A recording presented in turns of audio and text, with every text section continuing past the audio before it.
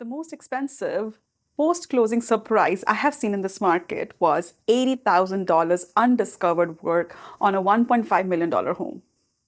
By the end of this video, you will know exactly how it happened and how to make sure it never happens to you.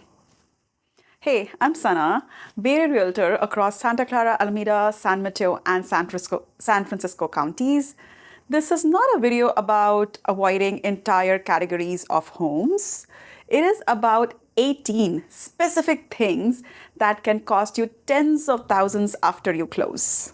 Things that are specific to Bay Area in ways that generic advice doesn't cover. We'll go through environmental hazards, location risks, structural red flags, legal and financial traps, and one critical process mistake. All pieces connect. Stay until the end because the last one is where $80,000 story gets its explanation. Let's get into it. The first one on the list is flood zones. FEMA designates two types of flood zones. A special flood hazard area, the SFHA on your NHD disclosures, requires mandatory flood insurance with a federally backed mortgage. That adds around $2,000 to $5,000 per year to your insurance cost. A standard flood zone is a lower risk, but still carries some exposure, and no mandatory insurance is required in that case. Most buyers just look for the words flood zone and stop there. The specific FEMA designation matters because it determines your cost. Check the exact designation by address, not by neighborhood. Number 2 on the list is liquefaction and marshy lands. Large parts of Bay Area shoreline are built on artificial fill, soil and rubble piled up on top of former wetlands. Now, the risk is that during an earthquake, that fill can liquefy. The soil behaves like liquid. Buildings sink, tilt, and in serious cases, collapse. Neighborhoods to specifically research before buying are Redwood Shores. This is built on former Bay marshland. According to 2025 Climate Central data, Redwood City has the highest coastal flood risk of any California city. In February of 2026, the City Council approved a levee project to raise and reinforce 7 miles of shoreline by 3.5 feet, protecting over $8 billion in property. The project is funded and approved, but not yet built. Until FEMA recertifies the completed levee, mandatory flood insurance may apply at your specific address, so verify before you offer. The second city on FEMA list would be Foster City. Foster City completed its $19 million levee project in February of 2024. FEMA now certified the levee, so properties currently sit in Zone X. That is, no mandatory flood insurance required. The levee is built to protect against 100-year flood events and is designated to be more earthquake resistant. Now, one critical distinction for both cities and every fill neighborhood is that a levee protects against flooding. It doesn't prevent liquefaction in an earthquake. These are two separate risks requiring two separate checks. Run the FEMA flood map for flood risk. Run the USGS liquefaction app for seismic soil risk. Both are free. Both take 5 minutes. Do both. Other fill neighborhoods requiring the same research would be San Mateo east of Highway 101, San Francisco Marina District, parts of El Viso, and parts of East Palo Alto. And liquefaction risk isn't limited to obvious fill areas. Parts of Oakland, Hayward, and San Jose near Coyote Creek Corridor also carry elevated risk. Always check the address, not just the neighborhood name. Number 3 on our list is fire risk zones. I'm going to cover the California insurance crisis here in full. And for every red flag that carries insurance risk, you will see an on-screen flag rather than a full re-explanation. Cal Fire maintains a very high fire hazard severity zone maps called VHFHSZ. Buying in one of these zones is no longer just a safety question. It is an insurance availability question. State Farm and Allstate have stopped writing new homeowner policies in California. Buyers in these very high fire risk zones like Oakland Hill, Berkeley Hills, parts of Fremont near Mission Peak, Santa Cruz Mountain communities, parts of Marine are increasingly forced onto California FAIR Plan. The FAIR plan is state's insurers of the last resort. It costs more and covers less. Fire only, not water, theft, or liability. Unless you layer additional policies on top. Before you make an offer near hills or forested areas, run the address through CAL FIRE very high fire risk zone maps. Before you remove contingency, confirm you can get a standard insurance at a workable premium. Finding out after closing is too late. Now, the number 4 on the list is PG&E power shutoff zones. During high fire danger conditions, each fall, PG&E proactively cuts power across Oakland, Berkeley Hills, Contra Costa County, and Santa Cruz Mountains. Some communities experience multiple multi-day shutoffs per year.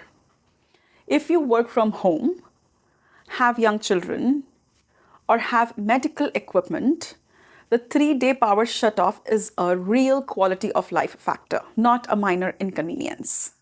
Check whether your specific address falls in a PSPS zone before you fall in love with that property. PG&E's outage map is searchable by address and it's free. Number 5 on our list is proximity to superfund sites and former industrial land.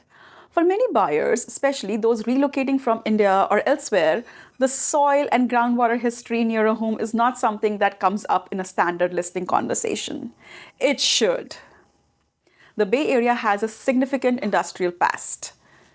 Semiconductor manufacturing, petroleum refining, military installations, shipping. The EPA Superfund list and California's geotracker database track ongoing contamination remediation from these sites. Former Superfund areas exist in South Bay Semiconductor Corridor, near former Moffett Field, and in parts of East Palo Alto's former industrial zone. Before buying near any former industrial or military land, run the address through EPA ECHO database and California geotracker. Both are free, both are searchable by addresses. It just takes 5 minutes. Moving on to number 6 on our list are the homes near power lines and substations. High voltage transmission lines directly over or adjacent to a property create 3 practical problems beyond obvious visual. First is insurance. Some insurers will not write a policy for homes under high voltage lines or next to substations.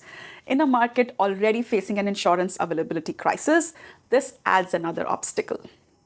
Second is lender hesitation. Some lenders have internal guidelines around high voltage proximity. Now let's talk about resale. Your buyer pool when you sell is meaningfully smaller. You will have a narrower market at the time of resale. And the fix is simple. Look up and look around at every showing. Check satellite view before you schedule. Don't let interior pull your attention away from the site. From location, we are moving to structural issues. Number 7 on our list is horizontal cracking in the crawl space or foundation. All foundation cracks are not equal. And this distinction is most misunderstood item on any Bay Area inspection report. Vertical cracks, common, usually cosmetic, caused by concrete curing. Inexpensive to seal. Diagonal cracks, more concerning, often indicative of differential settling. Get a structural engineer's opinion. Horizontal cracking. This one is serious. It means the soil outside the foundation wall is pushing inwards. The wall's structural integrity is compromised. Left unaddressed, bowing or inward collapse, full foundation failure can occur. And repair can cost starting at $10,000 and can reach to $50,000 or more. Horizontal cracking is more common in Bay Area hillside properties and homes on expansive clay soils, widespread in East Bay Hills and parts of Vermont and the Peninsula foothills. Now, the trap is that inspector writes foundation crack observed and someone says old houses have cracks. True for vertical, not true for horizontal. Always ask your inspector what direction, and the answer would change everything. Number 8 on our list today for structural issues is mold, persistent moisture, and historical moisture. Bay Area's microclimates, coastal fog, morning condensation, cool, damp winters make for moisture infiltration more common here than in drier markets. older housing stock with crawl spaces, aging vapor barriers, and single pane windows compound it. Active mold is an obvious flag. Historical persistent moisture is harder to catch. Now, why it goes beyond aesthetics? Moisture in crawl space leads to structural wood rot in joists and subfloor. Not a cosmetic one, full remediation can go from $15,000 to $40,000 or even more depending on the size and scale of the damage. California requires seller to disclose known mold. A seller who has never been in the crawl space genuinely may not know. Always get an actual crawl space through inspection, not a visual from assess hatch if there are signs of moisture damage in the basic inspection reports that you get. Now number 9 on our list is knob and tube wiring. Standard in homes built roughly from 1880s to 1940s, common in older SF, Oakland, Berkeley, Willow Glen, and some peninsula neighborhoods as well. Here are the 3 problems with knob and tube wiring. There is no ground wire, which is a code violation and a safety issue, not designated for modern electrical loads like EV chargers, HVAC, multiple appliances. Those create overloaded circuits and heat buildup at connections. And as flagged on screen, this carries an insurance risk in 2026. Full rewiring runs around $8,000 to $25,000 or more, depending on the size of the house. This is a negotiating point or a reason to walk away. Now watch for partial rewiring. Knob and tube replaced in main living areas, but still active in attic, additions, or garages. A home listed as updated electrical may still have active runs where an inspector can't easily see. Ask specifically, is the entire knob and tube wiring changed or just in sections? Number 10 on our list is aluminum wiring. Homes built between 65 to 73 may have aluminum rather than copper wiring. Copper prices spiked and aluminum was widely substituted in California during this period. Aluminum loosens at connections over time, creating a heat buildup. According to Consumer Product Safety Commission, homes with aluminum wiring are 55 times more likely to have a fire hazard condition than copper-wired homes. The fix is full rewiring to copper. Ask your inspector to confirm wiring type on any Bay Area home built during this window. Number 11 on our list is galvanized steel plumbing. Common in Bay Area homes built before 1960. Now, galvanized pipes corrode from inside out. Exterior looks fine. Interior progressively restricts the flow and eventually fails. The telltale signs are low water pressure throughout the home, discolored water at first, rust at pipe connections. Full replumbing would run around $8,000 to $20,000 or more. Ask your inspector to identify the pipe material, give an estimated remaining life. If they say galvanized, budget for replumbing soon. Moving on to number 12, soft story buildings. It is for condos, townhomes, or multi-buyer units only. A soft story building has a weak ground floor, typically open parking beneath residential units without sufficient shear walls to resist lateral earthquake forces. The ground floor collapses while upper floor remain intact. SF and Berkeley have mandatory soft story retrofit ordinances with completed deadlines. Before buying any condo or multi-unit in these cities, verify the retrofit is complete and documented.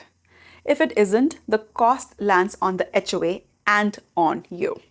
Okay, now we are moving to the legal and financial traps. Number 13 on our list is unpermitted ADUs and additions.